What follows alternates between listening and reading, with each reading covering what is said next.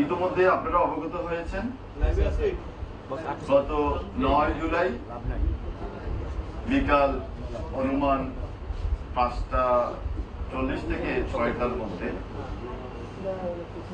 কোতোয়ালি থানাধীন sir Salimullah medical college বা Mitford hospital, যাকে আপনারা চিনেন, 3 নম্বর গেটে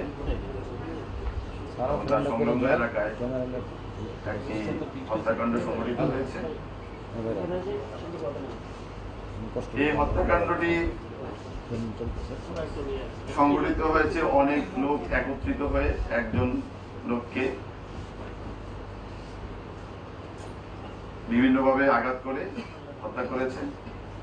এগুলোর বিভিন্ন ফুটেজ ইতিমধ্যে আপনারা সোশ্যাল মিডিয়া থেকে শুরু করে বিভিন্ন জায়গায় আপনারা দেখেছেন। তো এই ঘটনা ঘটার সাথে সাথেই ঘটনাস্থলে পুলিশ উপস্থিত হয় এবং ঘটনা নিয়ন্ত্রণ নেয় এবং ঘটনা সংঘটিত হওয়ার অল্প সময়ের মধ্যেই পুলিশ 2জনকে গ্রেফতার এবং 2জনকে গ্রেফতার করে অত্র এলাকার যে সকল সিসি ক্যামেরা আছে সেই সকল ক্যামেরার ফুটেজগুলো কালেকশন করে এবং আমি ডিসি লালবাগ হিসেবে ঘটনা আমার যেহেতু এটা আমার রেসপন্সিবিলিটির মধ্যে এবং আমার এরিয়ার মধ্যে, আমি বলা যায় 20 থেকে 25 মিনিটের মধ্যে আমি নিজের ঘটনাস্থলে উপস্থিত। তাৎক্ষণিকভাবে আমরা লাস্টার যে আইনি ফর্মালিটিস আছে রোতাল করা এবং ময়নাতদন্তের যে প্রক্রিয়াটা সেটা সম্পন্ন করে এটা লাশটাকে আমরা মিটফোর্ড হসপিটালে প্রেরণ করি এবং আমরা আমাদের পুলিশের বিভিন্ন টিমগুলোকে ভাগ করে দিয়ে যারা অপরাধের সাথে সম্পৃক্ত তাদের গ্রেফতারের প্রক্রিয়া শুরু। আপনাদের জ্ঞাতার্থে একটু বলে রাখা ভালো, এই ঘটনাটার নেপথ্যে অনেক রকম কথাবার্তা আমরা মিডিয়ায় দেখতে পাচ্ছি। তো একটা আমরা এই পর্যন্ত আমরা যতটুকু পেয়েছি অপরাধীদের সাথে কথা বলে বা এই হত্যাকাণ্ডের সাথে যারা জড়িত বলে এখন পর্যন্ত মনে হচ্ছে, তাদের সাথে কথা বলে আমরা যে সকল তথ্য পেয়েছি এটা একটু আপনাদের নিকট ক্লিয়ার করা দরকার। আমরা যতটুকু জেনেছি ওখানে ভাঙ্গারি ব্যবসা, অর্থাৎ আপনারা জানেন বিভিন্ন স্ক্র্যাপ জাতীয় মালামাল ওই এলাকায় এই ব্যবসাটা খুব প্রচলিত এবং ওখানকার একটা দোকান আছে, ওই দোকানটাতে কারা ব্যবসা করবে এই ব্যবসাটা নিয়ে একটা দ্বন্দ্ব কাজ করছিল।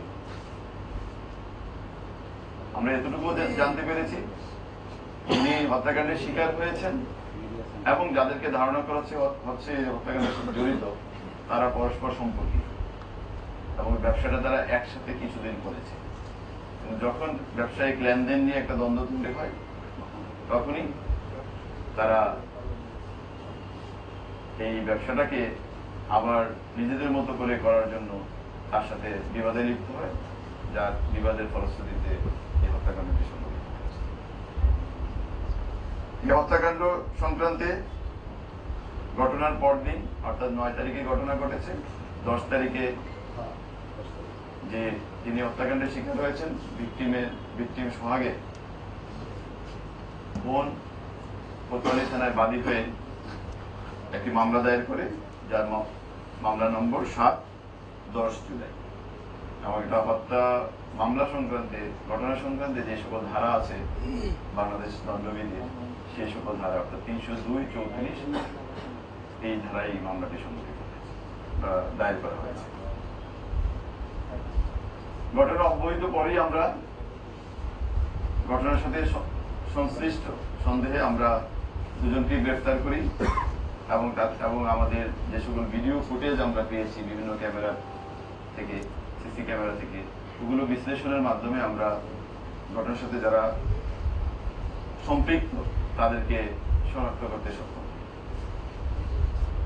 এবং এই ঘটনার সাথে সম্পৃক্ত আছে এবং বিভিন্ন ফুটেজে দেখা গেছে যারা ঘটনার সাথে সম্পৃক্ত এরকম 5 জনকে ইতিমধ্যে গ্রেফতার করা হয়েছে।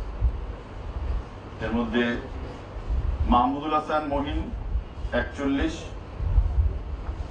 আলমগীর 28 মানে বয়স তার 28, লম্বা মনির, টিটন গাজী এবং তারেক রহমান রবিন, এই 5 জনকে গ্রেফতার করা হয়েছে।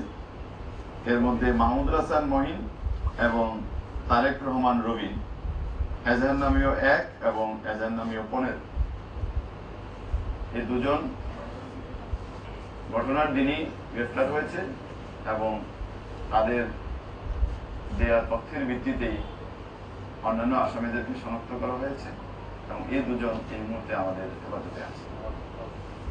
আর গতকাল রাতে আমরা টিটন গাজীকে গ্রেফতার করেছি তাদের দেওয়া তথ্যের ভিত্তিতে এবং আমরা তাকেও সরাসরি সম্পৃক্ততার প্রমাণ দিয়েছি, বিভিন্ন ফুটেজে তাকে এবং অ্যাক্টিভ রোল প্লে করেছে এই ঘটনা। এবং আপনারা হয়তো ইতিমধ্যে অবগত হয়েছেন র্যাপিড অ্যাকশন ব্যাটালিয়নও 2 জনকে গ্রেফতার করেছে। অর্থাৎ সব মিলে এই মামলায় এখন পর্যন্ত 5 জন গ্রেফতার হয়েছে, র্যাব 2 জন করেছেন আর ঢাকা মেট্রোপলিটন পুলিশ কর্তৃক 3 জন গ্রেফতার হয়েছে। আমরা এই মামলাটি দায়ের হওয়ার সাথে সাথেই আমাদের একটি চৌকস তদন্ত টিম করা হয়েছে। সেই টিমটি মামলার তদন্ত পরবর্তী কার্যক্রম এগিয়ে যাওয়ার জন্য কাজ করছে এবং অপরাপর যারা অপরাধী এবং এই ঘটনার সাথে সম্পৃক্ত তাদের গ্রেফতারের সকল প্রক্রিয়া চলমান রয়েছে। ঘটনা সংক্রান্তে এতটুকু এখন পর্যন্ত আমাদের ধন্যবাদ। KTV বাংলা, বিশ্বের চোখে বাংলাদেশ।